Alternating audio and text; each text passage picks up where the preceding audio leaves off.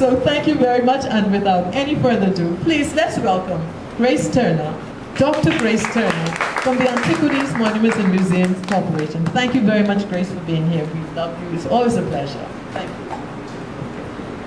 Thank you and good evening. It's a pleasure being here. I think I'll hold the mic for now.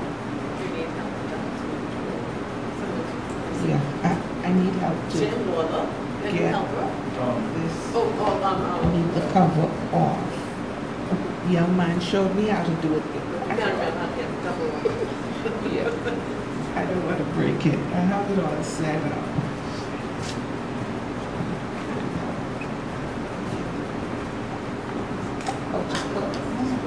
Okay. If we can dim the lights a bit, so yeah. So you want this side up and the middle? These two up? Or just one? Maybe this How one? is that? Yeah, that's good. Yeah. Okay. All right. So, Oh, even better. even better? Okay, all right. You need one line? No, I don't need any light. You don't need that? Yeah, all of them would be fine since it's. Let me ask the audience, is this okay or would you prefer all of them? All. Can you take all of them off? Because then it'll make them just stand out. Do I need to turn off the lights up there as well? No, those are fine. That adds some glow. Okay, so I know Andrea Major said that my topic tonight would be historic Bethlehem Cemetery, because I had given a similar lecture on that about a month, 6 weeks ago. I thought for this audience I would bump it up a notch. Instead of looking only at Bethlehem Cemetery, I decided to, I'd prefer it to be like this. That's good. I decided to look at Nassau's historic cemeteries. Now, there's one correction with that. This is, that's best. This is one of the lighter images. Some of them are a bit darker, so you'll see the contrast. The one editorial piece I'd add in here, these would be Nassau's public historic cemeteries. There's at least one cemetery that would be included in this, but it's private. It's privately owned. Technically, it's not a public cemetery. Now, when I say historic cemeteries, I mean cemeteries that are close to 200 years old. They would have been opened before 1820. All of these cemeteries that I will mention were opened before 1800. These were originally and still are public cemeteries. This one here, does anyone know which cemetery this is? Yeah, this is Western Cemetery. Its earlier more common name is Potter's Field. This goes between Nassau Street and Augusta Street. This is from Augusta Street because the earliest portion of the cemetery is on Augusta Street. Of all the historic cemeteries I'll be showing you, this is the only one that's currently still in use. And when I get to a further phase in the lecture, I'll go over the implications of that constant use for the historic cemetery. So, yeah, and there is a reason why I chose this particular shot. These gravestones here aren't particularly old in themselves. This one here is 1869. This one here, I'm trying to remember, it's 1850s. But these two, both, this one was someone from the West India Regiment, one of their officers, one of their English officers. The West India Regiment, the privates in the West India regiments were black soldiers, but their officers would have been English. This is one of the officers And this person was on a military vessel and drowned crossing the bar, as it says. So these ones aren't particularly old, but you'll see why this cemetery, or some of the features of this cemetery as we go through.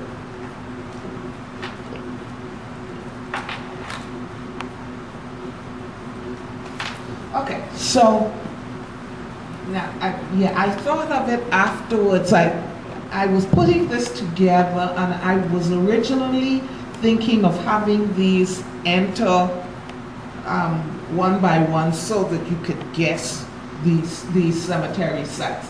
Now, the two top ones are quite visible.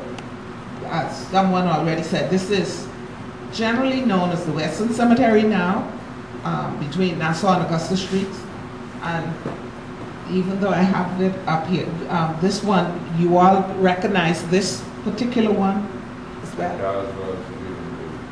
Yeah, this one is at the eastern end of the Eastern Parade. These other two are two that generally Bahamians don't recognize these as cemeteries. This one here, you know where this one is? This third one, this one here, this one. Do you know where this one is?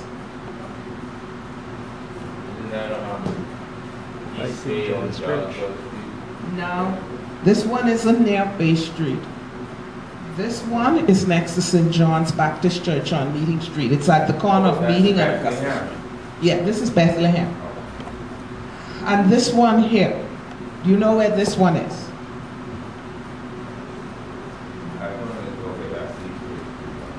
This one is the bus stop for the new Paradise Island Bridge is right here. This is at the foot of the bridge. This is also an historic cemetery, but it's more drastic than this one in why you wouldn't immediately recognize it as a cemetery. Now, why I put these two in here. These two cemeteries, well, this one particularly, when this would have been opened in the late 1700s, this was specifically for whites. This one, Center Burial Ground, we don't have any record that this, before the Loyalist period, was specifically for whites.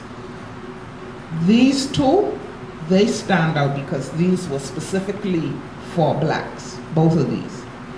These two were for the western side of Nassau. These were two of three that were on the eastern side of Nassau. Let me just give you a further quiz. These two, for the eastern side of Nassau, which church would they have been affiliated with? Because all of these were affiliated with a particular church, but these two on the eastern side. St. Matthew's? Yeah, these would have been affiliated with St. Matthew's because St. Matthew's Parish was created in 1795. The church building dates to about 1800, but the cemeteries, except this one, well, no, these two are kind of exceptional. The cemetery sections, because there is the section for the churchyard, and then there is the Eastern Cemetery that's still actually a part of the churchyard. They were opened in the 1790s, but because this was a new parish being created, these other sections were also administered by St. Matthew's. Now, why I'm pointing all of these details out is because we always knew that Center Burial Ground was earlier than St. Matthew's. When the Cemetery for Christ Church Cathedral was destroyed in the early 20th century, that left Center Burial Ground as the earliest surviving cemetery in the Bahamas. And how would we know that? How would we know this cemetery is so early? What would we be using? Yeah, that because there are legible gravestones there. The earliest gravestone is one that when they were putting in the wall, They damaged the earliest stones. But the earliest stone would be one of these flat ones next to the wall. The dates to the 1730s. So this cemetery would have been opened afterwards. Rogers got the whole pirate issue cleaned up when Nassau could breathe again. This cemetery was started. Now, the Black Cemetery, this came to our attention once all of these cemeteries were dedicated, all of these were dedicated at the same time in the 1820s. And they were only dedicated so late because at that time, the Bahamas was a part of the Diocese of Jamaica. And even though the Diocese of Jamaica had been created in the late 1700s, they didn't send a bishop to Jamaica until 1824. One of his first official duties was to come to the Bahamas and dedicate 5 or 6 cemetery sections, including all of these. Center Burial Ground probably had been dedicated earlier, but they were reestablishing it. And that's when these all came to our attention. But in going through, as Andrea Major had mentioned earlier, this site is what I use for my dissertation research in historical archaeology. Because I knew from records, because there are no gravestones in here for you to get any dates from. So I knew from records that this was a cemetery set aside specifically for blacks and people of color. Center Burial Ground, I said we didn't know specifically if this was dedicated only to whites, because with the Loyalists coming into the Bahamas, the Loyalists tried to implement the very strict segregationist color line that had already developed in the United States. Even though at that point these were not people who would have recognized themselves as American, they had these very American ways. And so with the arrival of the Loyalists, they were coming in the 1780s. By the 1790s, you saw written records for the Anglican Church separated by race. Blacks and people of color are written in one section of the book.